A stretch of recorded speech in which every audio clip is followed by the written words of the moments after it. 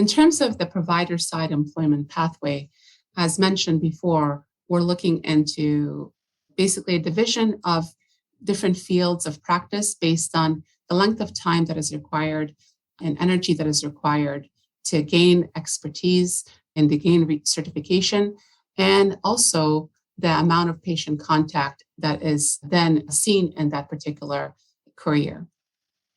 The few slides that I'll be going over will be looking into specifically Area 1. As you can see in this slide here, in the overview of healthcare provider side and employment pathways, Area 1 will be mainly fields and careers that will have the most direct patient care, but they will have the longest amount of time to obtain qualifications and certification, and in many cases, the most amount of money required to gain those certifications and qualifications. Specifically speaking, in Area 1, direct patient care, we're including fields like physician or surgeon, dentist, advanced practice nurses such as nurse practitioners, nurse anesthetists, physician assistant, nursing itself, surgical technician, imaging technician, and dental hygienist. As you can see in this quadrant chart, if you are looking into less patient care, but still requiring more certification and time, you probably will be looking into fields such as data analysis and healthcare and hospital management. Areas where you have less patient care will be in things like medical record specialist, patient coordinator, medical secretary. And in the same basically area where you will require a shorter amount of time to gain these qualifications, but have more direct patient care, you could be a phlebotomist, pharmacy technician, work in psychiatry as an aide, a scribe, a community health worker, or certified nursing assistant. In the provider pathway segment 1, as mentioned before, we just focus on these areas in the next few slides. To become a surgeon or a physician in the US, you can have a medical degree in allopathic or osteopathic school. An allopathic school can give you an MD, an osteopathic school gives you a DO. In addition to that, many folks arriving from countries such as India, Pakistan, or the UK may have an MBBS. All of these three categories can potentially regain their certification and qualifications to become a physician or a surgeon in the United States. The route for this requires significant dedication, time, and resources and money. Specifically speaking, those who have already had their degree from an international medical school, they need to check to make sure that their medical school is an accredited and recognized medical school by the NBME, National Board of Medical Examiners here in the United States. They will then need to obtain USMLE certification, which are 2 examinations before residency, and a third one that they will need to do during their intern year while they are in residency. Doing the USMLE certifications will allow them to enter a residency program, understanding that the residency program and the match can be quite competitive and strenuous. Residencies can last anywhere between 3 to 7 years, depending on the specialty. Specialties such as internal medicine or pediatrics can be 3 years, whereas specialties such as neurosurgery or plastic surgery can take up to 7 years. As mentioned before, costs can be fairly significant in these situations. Just the USMLE examination can take up to $4,000, not counting the fact that you need to purchase study materials, etc., in order to prepare. Sometimes preparation courses can be ranging in the thousands of dollars. Potential employers, obviously, after the residency is finished, people can work for hospital systems, academic centers, and universities, or they can open their own private practice. And again, there may be additional requirements such as board certification and maintenance of certification throughout the years, following the laws and regulations in the United States and their specialty. Folks can also go into dentistry. Again, dentistry in the US can come with various different backgrounds depending on the level of care and also the specialty in dentistry. There are very few dental schools outside the US that are accepted and recognized by the US. There are some dental schools that have international dental graduates, which require additional courses to be taken in the United States at a dental school. And there are a few dental schools that may be accepted from international countries, and you can check for those on www.ece.org or www.wes.org.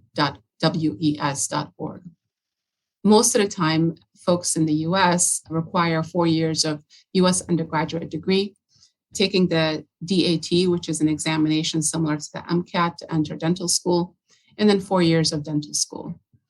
Certification is then obtained from the National Board of Dental Examiners. And in addition to that, folks can choose to go in an accredited residency after finishing dental school. Dental school can range anywhere between $300,000 to $400,000 in US, and examinations can be anywhere between $2,000 to $3,000 overall. Most folks who finish dental school can become a general dentist, or they can go on and do additional training where they can go and become an endodontist, periodontist, orthodontist, or an oral surgeon, which requires an additional residency. There are some programs that are combined dentist and medical doctor degree, where the first 2 years are spent in the medical school, similar to folks who are becoming physicians. Advanced practice registered nurses are a special category here in the US where folks can be from a nursing background. However, they do additional training where they can become nurse practitioners in various different fields of medicine, certified registered nurse anesthetist, where they can work collaboratively with an anesthesiologist or independently to deliver anesthesia, or certified nurse specialists. In many cases, nurse practitioners can work in primary care or they can work in specialty care. They can also work in perinatal care and OBGYN. And fields like dermatology, infectious disease, allergy, etc., also employ nurse practitioners. Many nurse practitioners can go on to become administrators, work in research, or work in positions such as cancer care navigators or program development in various institutions and hospitals. Most nurse practitioners have a bachelor's degree in nursing, and they may have worked as a nurse for a few years prior to becoming a nurse practitioner. Many go on straight from obtaining their nursing degree or bachelor's to going on into a master's program to become a nurse practitioner. In order to go into nurse practicing, you need to take the NCLEX exam and have an active nursing license. Or in some cases, foreign physicians or international graduates can go into a nursing program directly and then maybe have a shorter course into becoming a nurse practitioner. This needs to be discussed with an individual institution at your locality to see if they have such program in their institution. Accredited nurse practitioning programs can be found after discussing with a counselor at a nursing program at a community college or university near you. And there's a National Nurse Practitioner Certification Board exam that needs to be taken after the education is completed in order to obtain a nurse practitioning license. Tuition for nurse practitioner school can be up to $45,000 a year. Many programs can be completed part-time while working as a registered nurse. This can be quite attractive to many people who need to work and have an income while they're going to school. So many nurses will continue to work weekends or shift work at nighttime and still go to school in order to become a nurse practitioner. Obviously, after you are an advanced practice registered nurse, you can work in a hospital system, academic center, primary outpatient care, private practice, and health departments for the city, county, or state. In some states, nurse practitioners can practice independently and they can open their own practice without oversight from a physician. Nurse midwives is a special category in that you could be a nurse with a bachelor's degree, or you can have a medical bachelor's or associate degree, and you can become a certified nurse midwife. In addition to that, a certified midwife can have training separately from a nurse. In addition to that, many can go on to complete a master's degree. They're usually responsible for performing annual gynecologic exams, providing preconception and prenatal care, and offering education in the postpartum period and during pregnancy for health, nutrition, and exercise. They also help with education for infant care and fertility. They can work in hospitals, birthing centers, and public health clinics, and they are a significantly popular choice for many pregnant women across the US and assistance and help during their pregnancy. So this can be a really great field for those who have significant experience as a midwife from developing countries who then immigrate to the US. Physician assistant is a separate category with a separate schooling process compared to advanced nurse practitioners. As mentioned before, nurse practitioners can work independently and they require additional school beyond nursing. Physician assistants do similar work as nurse practitioners. However, after a bachelor's degree, physician assistants are required to attend a master's program for physician assistant. And there are schools across the country that can be found online and also at Physician Assistant National Certifying Exam website can provide more information regarding how to enter these schools. In order to become a physician assistant, it may take 2 to 3 years, where the tuition can be anywhere up to $150,000 total over those periods of time. Physician assistants usually assist doctors in collaborative care for patients in primary care, specialty care. They can work in hospitals, and they can work in urgent cares, emergency rooms, health departments, long-term care facilities, and they're part of a collaborative team. Many can subspecialize in different fields, such as surgery, surgical subspecialties, cardiology, etc. And similar to nurse practitioning, physician assistants can make a significant amount of income after a year or two from entering into the work field. And in many places, they need to have oversight by a physician, but there are a few states that do allow physician assistants to perform some tasks without supervision. We discussed or talked about advanced nursing, and let's discuss how to become a nurse here in the US. A nurse can be a registered nurse, an RN, a licensed practical nurse, an LPN, or licensed vocational nurse, LVN. An associate's degree, which is 2 years of college or university, can result in an LPN or LVN degree. This can take up to $40,000 in tuition.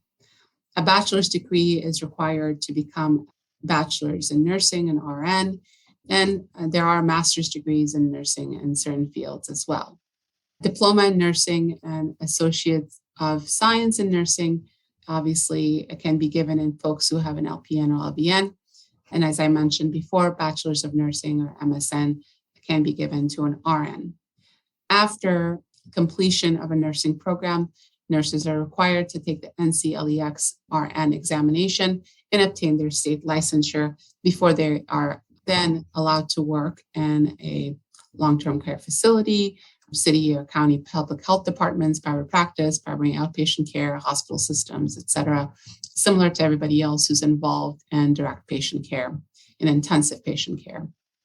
Many nurses will then go on to do additional training in certain fields such as cardiac and intensive care if they want to specialize in their field.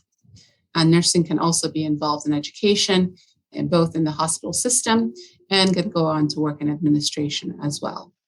In many cases, for foreign physicians, there are nursing programs where a foreign physician can enter midway, where some of their degree or credits from an international medical school may be accepted in place of first 2 years of college or university.